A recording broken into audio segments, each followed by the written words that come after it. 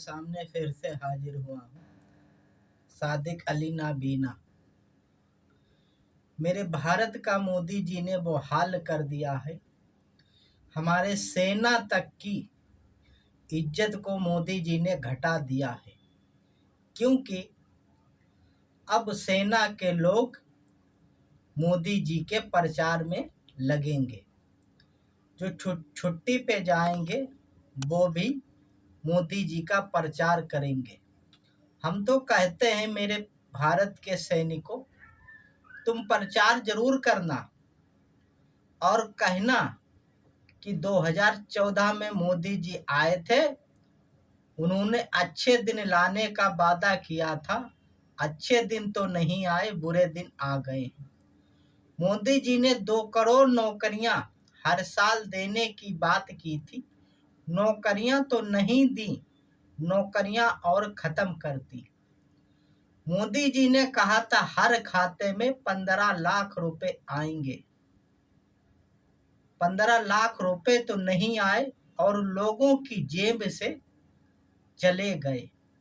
मोदी जी ने कहा था महंगाई कम हो जाएगी, महंगाई कम तो नहीं और बढ़ गई।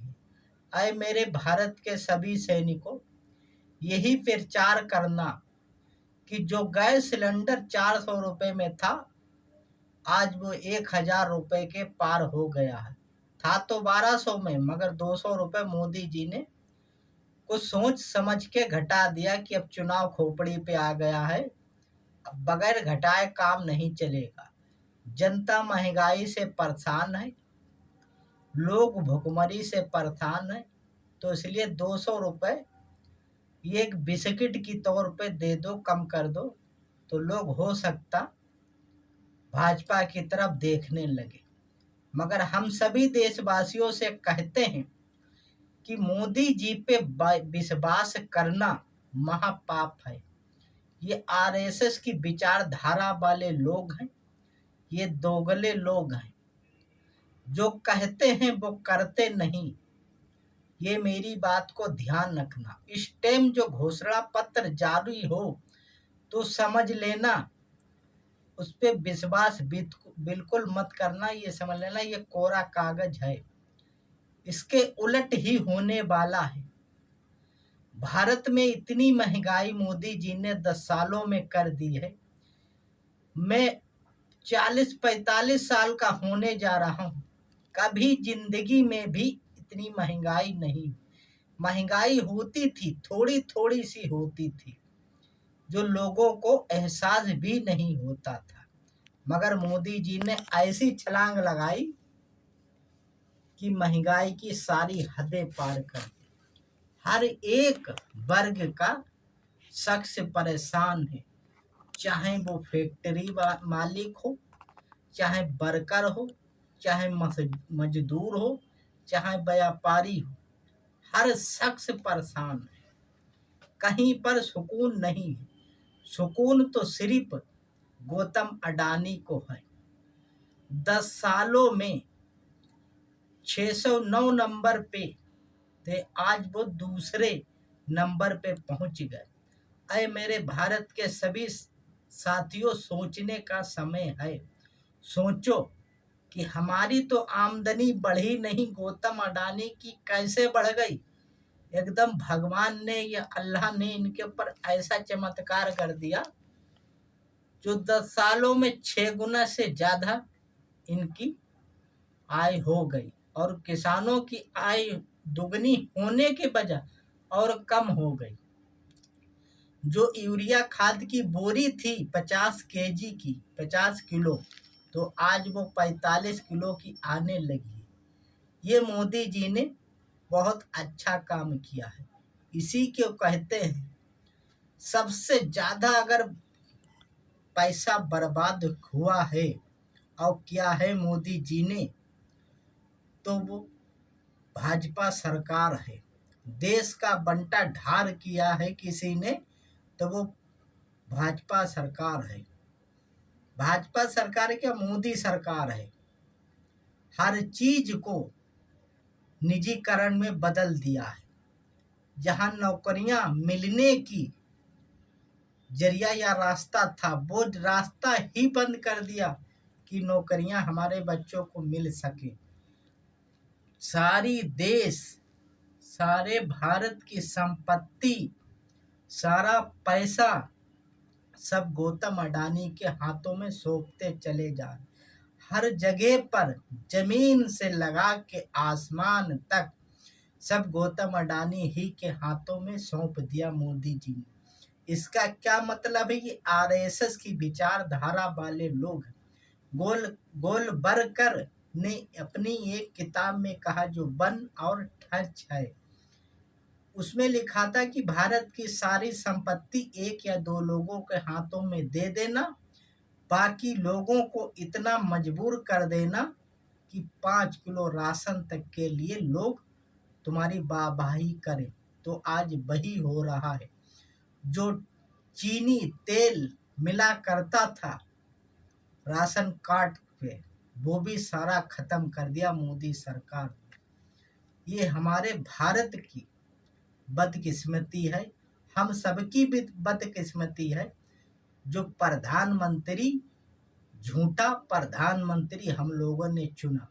देश की जनता को झूठे सपने दिखा दिखा के 15 लाख रुपए के झांसे दे दे के ये कुर्सी पे बैठ गया और हम लोगों ने बिठा दिया। हम सभी देशवासियों से कहते हैं, ये आरएसएस की विचारधारा वाले लोग हैं। ये किसी भी गरीब आदमी का भला नहीं करेंगे, इतना ध्यान रख लेना।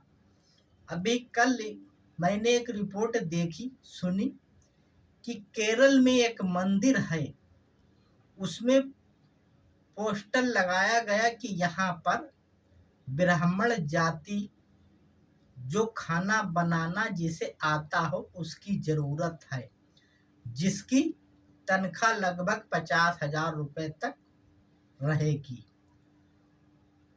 इससे साफ जाहिर होता है मेरे बहुजन समाज के भाइयों, ये आरएसएस भाजपाई लोग ये कहते हैं कि हमारे सब ये हिंदू भाई हैं। ये हिंदू भाई नहीं, ये लोग दोगले हैं। हिंदू के नाम पर वोट तो जरूर लेते हैं, मगर मलाई ब्राह्मण ही खाता है, ठाकुर ही खाता है, पंडित ही खाता है। हर ऊंचे पद पर इन्होंने अपने लोगों को बैठा दिया है। ये बाबा साहब के खुले दुश्मन हैं और ये संविधान को खत्म करना चाहते हैं। भारत की सारी संपत्ति गौतम अडानी या मनुवादी लोगों के हाथों में देखना चाहते। हम सब लोगों को गुलाम बनाना ये चाहते हैं, मगर अब हम सब लोग एकजुट होके इस भाजपा सरकार को हटाओ, अपने भारत में लोकतंत्र, अपने भारत के संविधान लोकतंत्र को बचाओ। यही मेरी सभी साथियों से अपील है। और जो लोग कांग्रेस को कहते हैं कांग्रेस बहुत अच्छी पार्टी, ये सब दोगले लोग हैं। तुम्हें सच कहता हूँ, दोहरापन नहीं, मैं खुल के कहता हूँ, ये दोगलेपन है।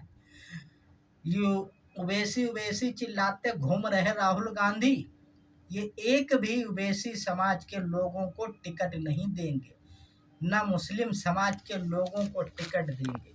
ये टिकट देंगे तो ऊंची जात वाले ब्राह्मण, पंडित, ठाकुर को टिकट देंगे। चाहे तुम देख लेना, ये 5 राज्यों के चुनाव है, देख लेना, फिर उसके बाद हमें बताना कि हाँ सच कहते।